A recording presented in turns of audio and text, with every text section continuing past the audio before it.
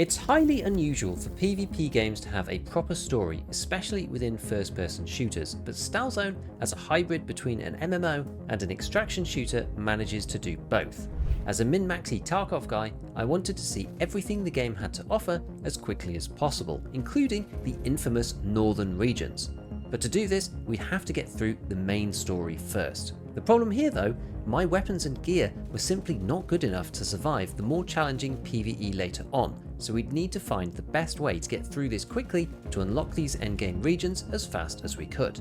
I have to mention this video is sponsored by STALZONE, but you can't get to grips with the game in one standalone session, which is why I've been playing this through as a proper series. So far on my journey, we'd moved through the newbie southern zones all the way up to the Bar, a central location where players from opposing factions coexist peacefully. I'd only upgraded my weapon twice and armor a single time so far in the entire playthrough, and the goal was to move up to the next tier before pushing through the harder sections of the story at the end. This meant moving up one armor tier as well as from the AK-74M to the AKM. But the proximity of the other side in the Bar can cause some issues, stalkers in my case, as I went on the bandit faction, meaning that when you leave the safe zone, yours and the enemy team are very close to each other and things can go wrong very, very quickly.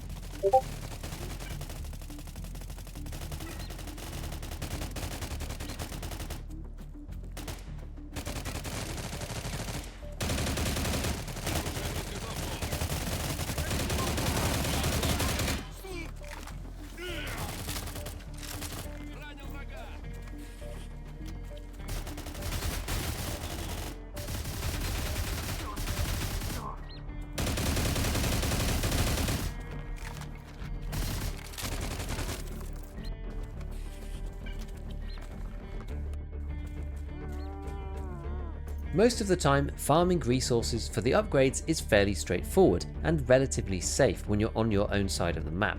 People do team up to take down harder camps, and all of this can lull you into a false sense of security.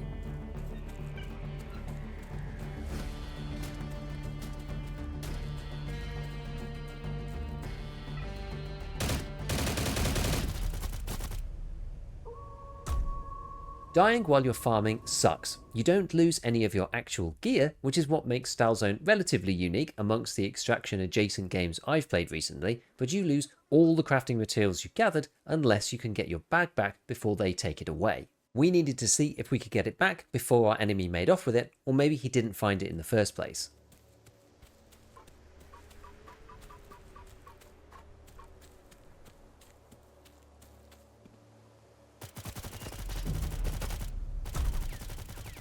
After dying to the same, clearly PvP-centric guy twice, even with allies around, we needed to go back to the Tarkov pathing mentality. Without any combat-centric armor, I felt pretty under-geared comparatively, but I was pretty sure that this dude was just PvPing for fun, rather than holding my bag ransom to sell it back to me.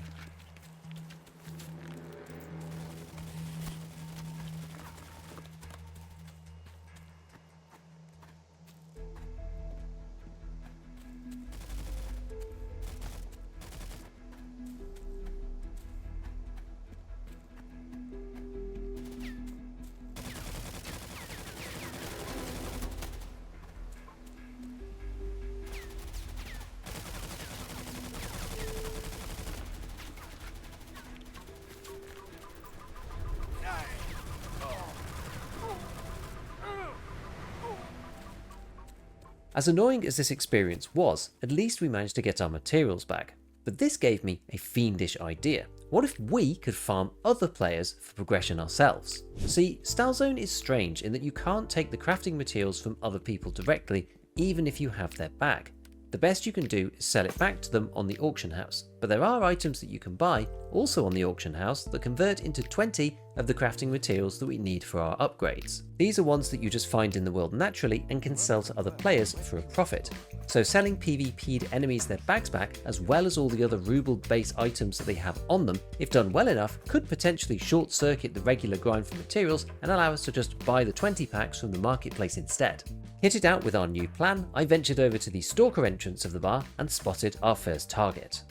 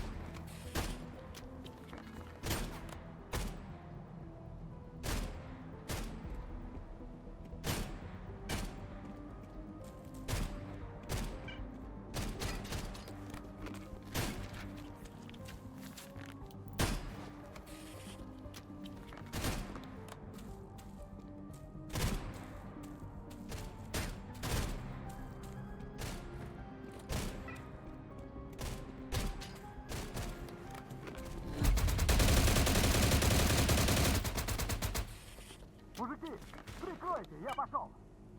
Навались, братцы. Он ранен.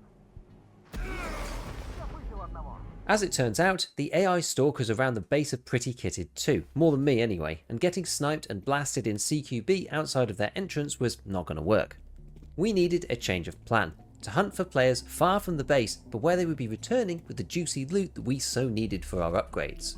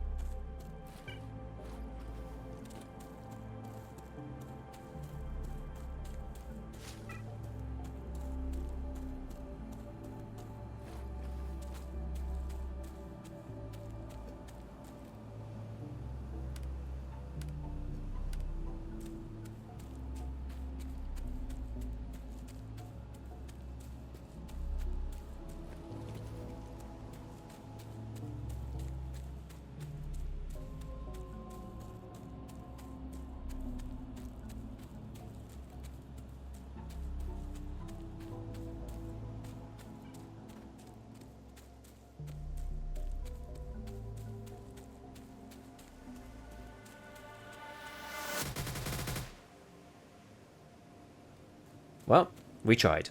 As an inexperienced player, and possibly falling the wrong side of matchmaking too, we weren't getting anywhere making our millions from PvP combat, but we still really needed to get our upgrades for the story. So with my tail firmly between my legs, I farmed out the other half of the materials needed and upgraded the regular way. Surprisingly, it only took me an hour to get the other 50% of the harder resources, namely radio transmitters, which don't come from enemies but instead from metal detecting and are quite clearly the bottleneck for the bar level upgrades, given the 20 packs are the most expensive out of all of the 4 materials that you need. But once we were sorted, we were ready to finally storm the story with a new science suit and a railed AKM to finally remove the old Eastern style optics that I've been using so far.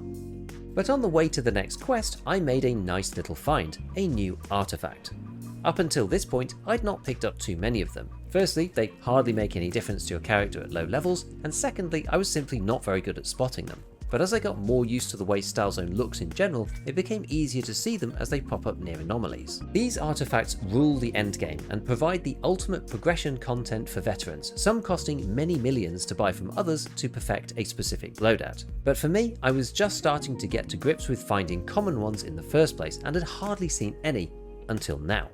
Every now and then there's a large natural disaster of sorts outside called the eruption, and everybody has to find cover if they're out in a raid, which pauses your run for a few minutes. But once it's done, artifacts start to respawn all over the map, primarily next to anomalies. This requires you to go out and actually hunt for them if you want more than a handful, and this time around for me, an unfortunate situation during a story mission turned into the biggest haul I'd seen to date.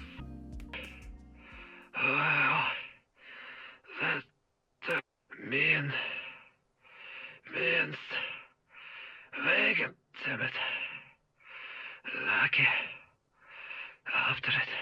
That way.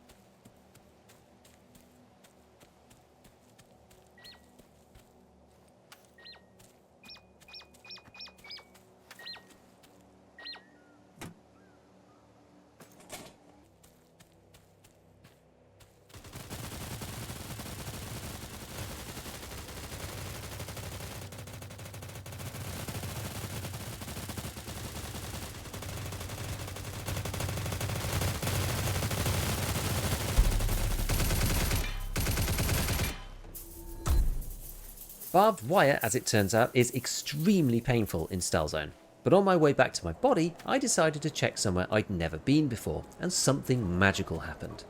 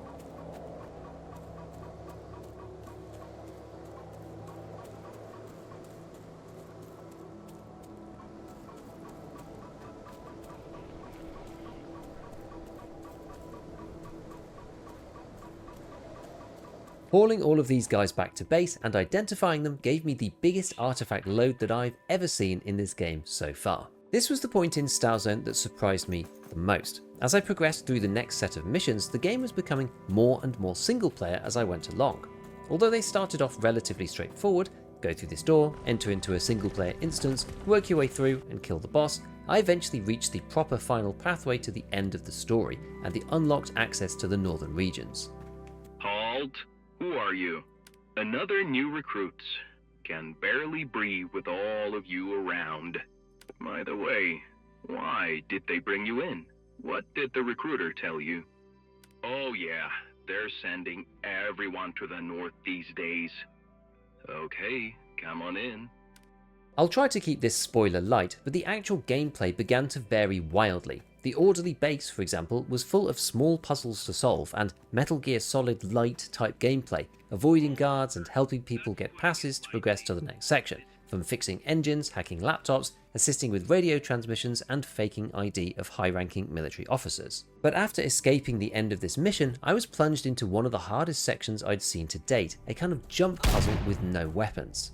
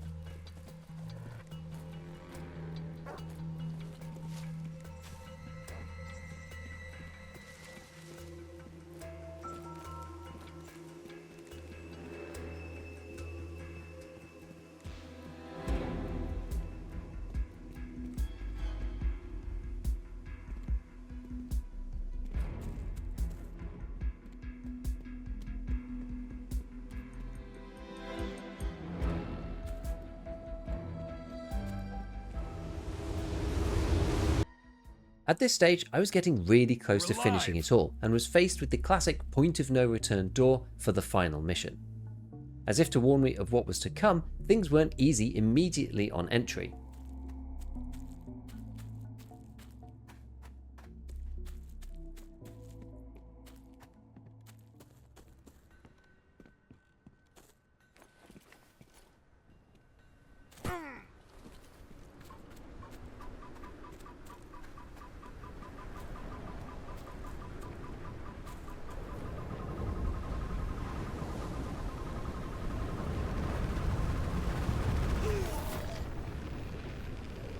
Damn it.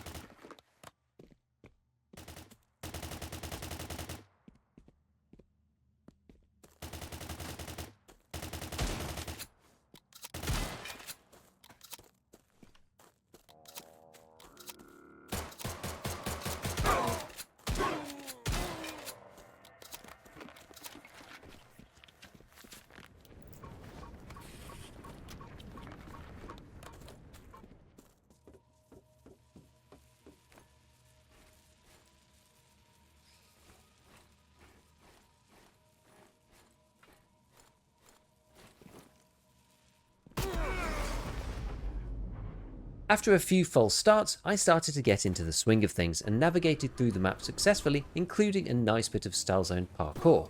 But once I reached the surface, I got absolutely brick-walled by probably the hardest mission of the entire game in my opinion. Here you have to navigate through an entire section teeming with both zombies and mutants, and although they are supposed to fight each other, I found that often they did not, and spent most of the time being enemy number one to both sides on the map.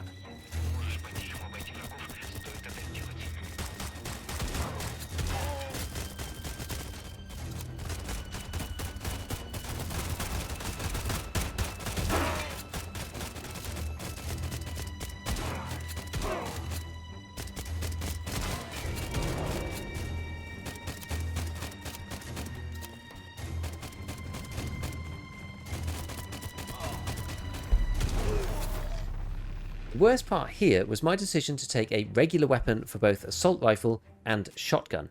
At this specific ammo station, it disappears after use, but only refills weapons actually in your hands. Because I wasn't actually carrying a secondary, I was forced to choose between refilling the AKM or the shotty. I couldn't take both, which made life extremely hard. After trying multiple times, I eventually settled on the shotgun, as both the big mutants and the packs of smaller fast mutants like dogs were generally causing more of my actual deaths, and in the end figured out a place to go where I could dispatch the especially dangerous ones before grabbing the key and moving on to the next part.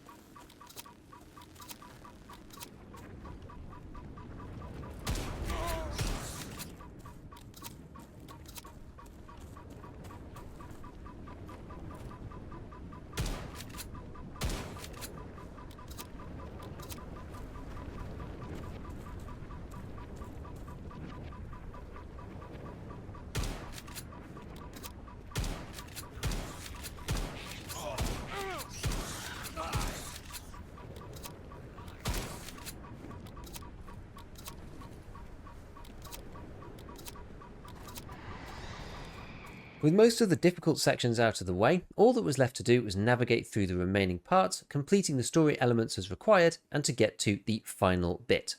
There were a few moments where, in our now combat-like gameplay, I took an embarrassing amount of time to figure out that all I needed to do to move forwards was either to prone under a fence or climb through a small vent shaft, mechanics which weren't really used in the rest of the game very much.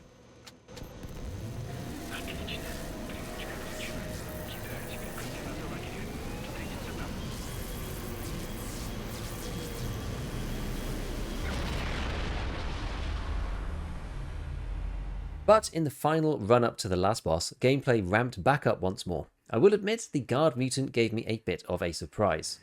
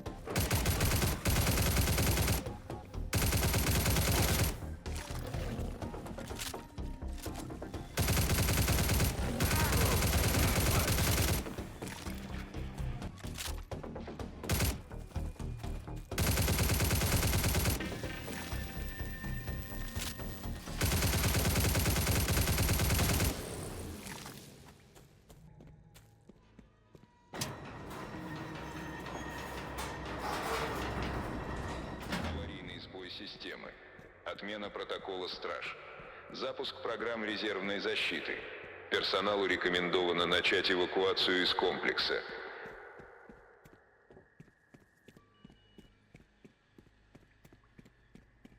Отмена аварийного протокола защиты.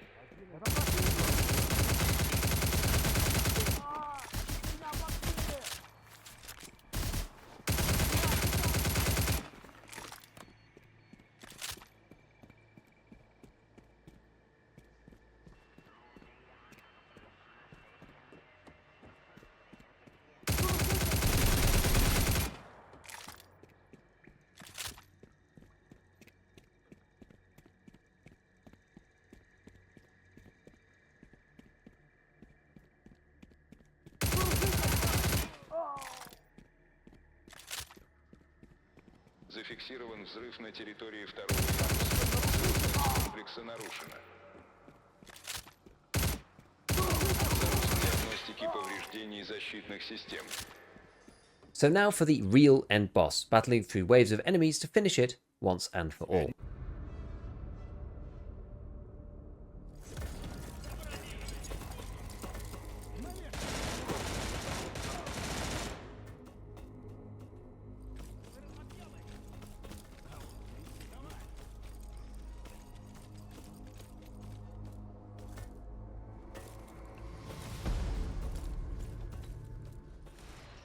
Всем держать позиции. Я за подкреплением.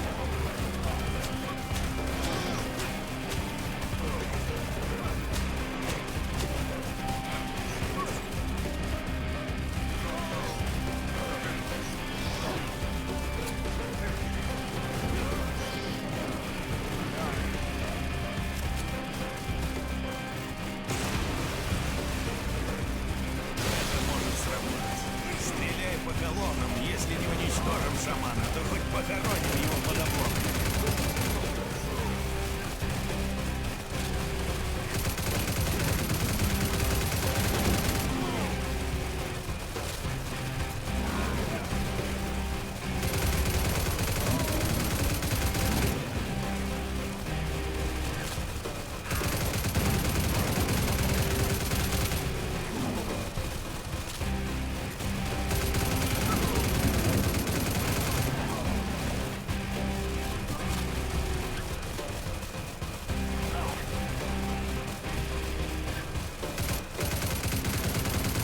Нам не пробить щит просто так.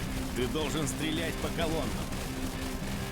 Всем держать позиции. Я за подкреплением.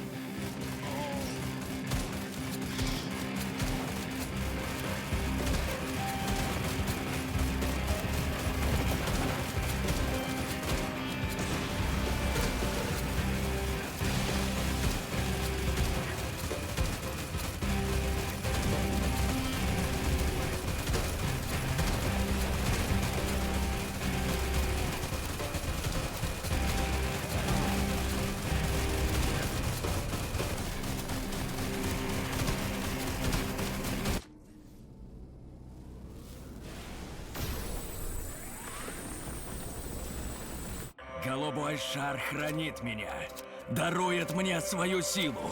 Что ты можешь этому противопоставить? Шар отвергает тебя. Ты сгоришь.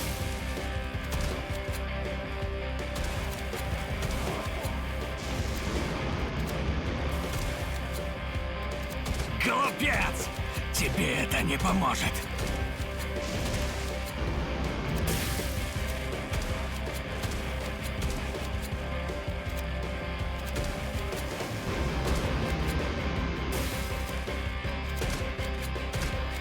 Ты не сможешь навредить мне! Шар отвергает тебя. Ты сгоришь.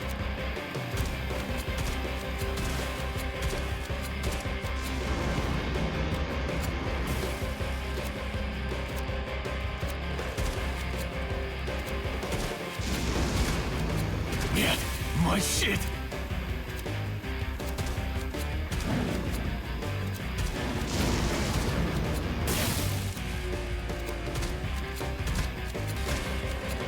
Шар сохранит меня.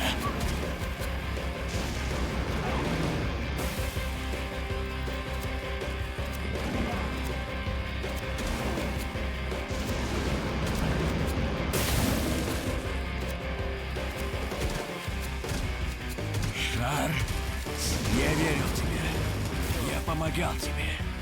Вот чем ты мне платишь, да? Предатель, тебе не победить!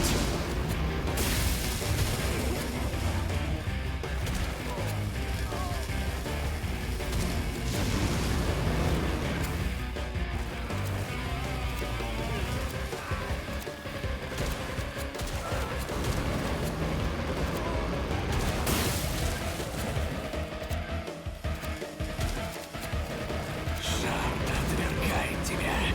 Ты сгоришь.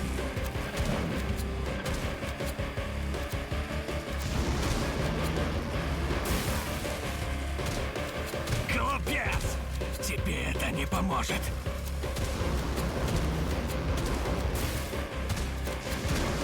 Нет, мой щит. Я должен бороться. Из последних сил. Должен спасти шар. Шар отвергает тебя. Ты сгоришь.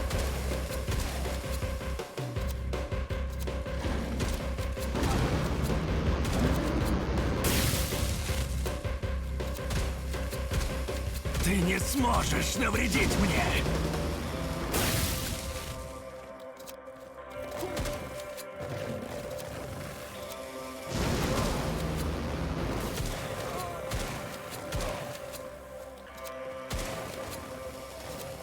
Ты сгоришь в огне!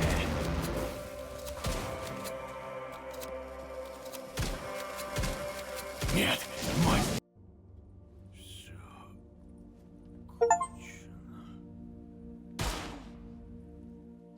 Depending on what you choose, the endings are slightly different, and although they don't have much bearing on the gameplay, STALZONE does force you to make some morally ambiguous choices all the way through, which I thought was quite impressive for a story connected to an open world MMO extraction FPS.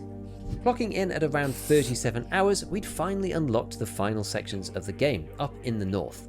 To get access, you have to finish the story first, and then choose one of the two sub-factions for the side that you're part of. For me, on Bandits, I chose the Mercenaries, which suited better the way I'd played the game up until now. With that, the north was now open, ready for us to progress into the next sections of the game, where the real STALZONE mid and end game begins. If you want to try STALZONE yourself, it is free to play, and you can use the link in the description alongside my welcome bonus code to grab some extra starter rewards. If you're already playing, I'd love to hear you found the story and getting to the North Zone yourself.